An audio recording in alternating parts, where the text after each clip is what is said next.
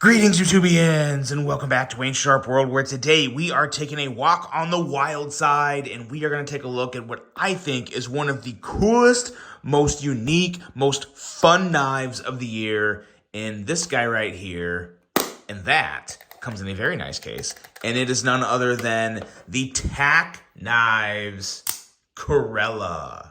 Now, before I go any further into this review, I want to thank you guys for tuning in today. If you like what you see, do me a huge favor, hit that subscribe button, follow along, and I will continue to bring you the content. Now, let's take a look at some overall specs on this very sleek, very gnarly, and very tactical EDC right here. We have an overall length of 6.04 inches with a handle length of 4.9 inches and a blade length of 2.71 inches. Blade thickness on this guy is 3 millimeters. I will let you do the conversion there, but it's about the same thickness as most OTF style knives, so nothing too crazy there. We have an OEM here of Best Tech. This guy is made by Best Tech Knives, and let me tell you guys, this it shows. It really does show in the quality of this knife. Most excitingly, we have Magna Cut for the blade steel. So some really good things that I love to see with knives. Best Tech's a win. Magna Cut is always a win. And OTFs, I gotta tell you guys, OTFs, they are about as fun as they can get.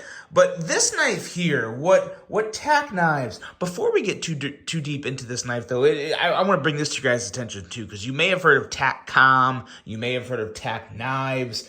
Well, they have, the owner of TacCom and Tac Knives, he originally had it laid out to where it was kind of like two kind of brands, kind of like We and Civivi, as to where TacCom was for the premium knives, and Tac Knives was for the budget brand. Well, they've now merged it all together.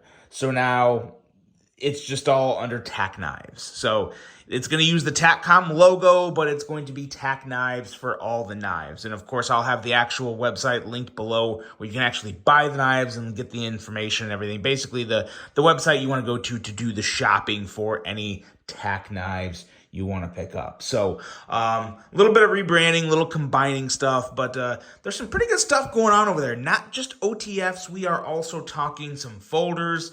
They have a really nice premium folder out right now that looks just fantastic, and I've heard a lot of good things about it. So definitely a brand you want to pay attention to. Keep a tab on their pulse, because it's thriving right now. It really is.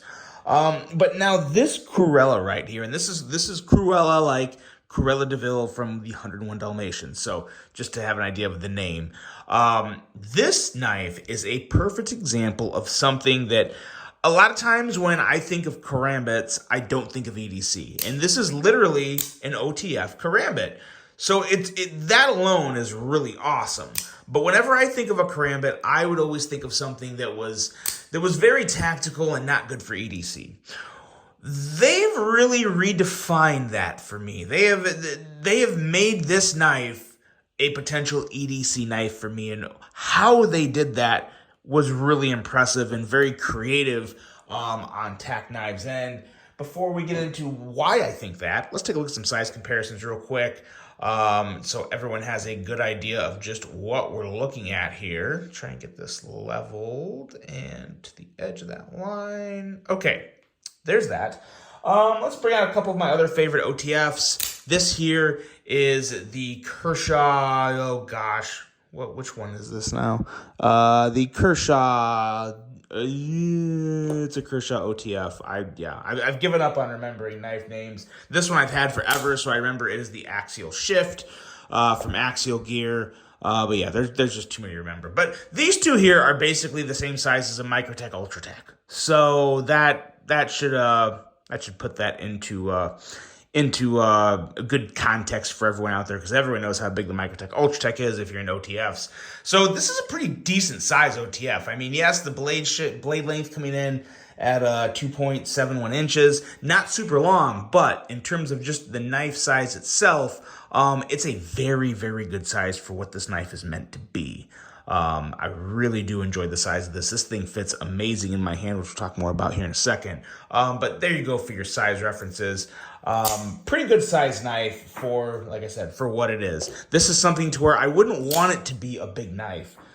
Very rarely say that, but due to the purpose and the intended functions of this tool, I like where it's at right now. I think it's a really, really good size. Now, why do I think this would make a great EDC knife? Because they took some of the curve out of the blade. Some karambits can be have a really, really sharp curve on the blade, which is, it's okay for the intended use of just a karambit. But imagine having something as cool and tactile and sleek as a karambit, which this is definitely that. Very, very nice action on this. So this serves the intended purpose of a karambit, but then you can also hold this in just more of a standard grip. And this makes a really good general EDC knife because you don't have too harsh of a curve here. Now, is it the perfect EDC knife? No. I mean, the perfect EDC knife, I can argue that it's the knife you have on you and the one that you can actually use to do the job of whatever you need to do. But what this is going to do with not such a harsh curve on the edge, it's going to be 1, easier to sharpen. 2, a little more functional for just your typical draw cuts because you're coming down at a really nice angle to where draw cuts are going to be a breeze with this. Still have a very aggressive point there that's going to be good for piercing, good for draw cuts, good for a lot of EDC styled uses. It looks good. It just looks really good. It all flows good. And the action on this thing it's second to very few. I honestly can't think, and I'll say this right now, in terms of just the slider, just the actuation, I kind of like the feel of this one better than both of these two. Now, I think the reason that is there's just a little more power and force behind the Kershaw and the axial gear, because it's a bigger blade and potentially a little stronger spring maybe. But again, if this does have a lighter spring, which I'm not saying it does, I just know this. It's very, very easy to move that actuator back and forth, rocket that blade out, and it meets the purpose of having to pull this out of your pocket real quick and effortlessly deploy the blade. That's the most important part with this knife. If you're going to use this knife for its intended purpose of tactical reasons, got to be real easy. Real easy. Pull out of the pocket, boom, shoot the blade out. You can't struggle here. You can't have a mucky actuator. You can't have a stiff, hard, too loose. It's got to be just right. Has to be dialed in, and it is. It is absolutely dialed in. It could not be any better. So Best Tech did a phenomenal job with the action on this knife. And ergonomically, this thing is perfect.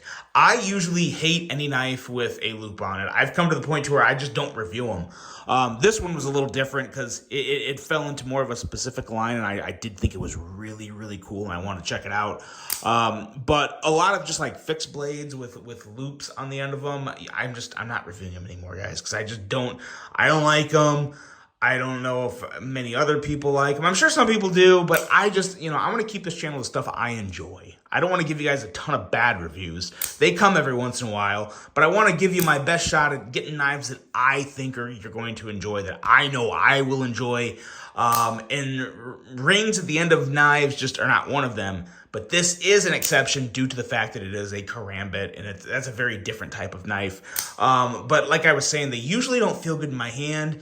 This one really does it feels fantastic. It gives me a really good grip, perfect spot with the blade coming out to serve that purpose. And it's just awesome. For ergonomically, from an action point, from an aesthetic point, premium quality materials, excellent fit and finish, perfect action and ergos, which are arguably the two most important aspects of a knife like this, of an OTF karambit. which if it's not the first of its kind, it's the first one I've come across, and I am in love with it, guys. I think it is absolutely fantastic. I don't know if I mentioned the price on these. The prices on these are $219, which is not bad. Not bad considering it's OEM by Best Tech, has the action of a Microtech, if not maybe a little better than a lot of the OTFs I have come across. So a lot of really, really good things coming along with this knife, guys. You got some different finish options.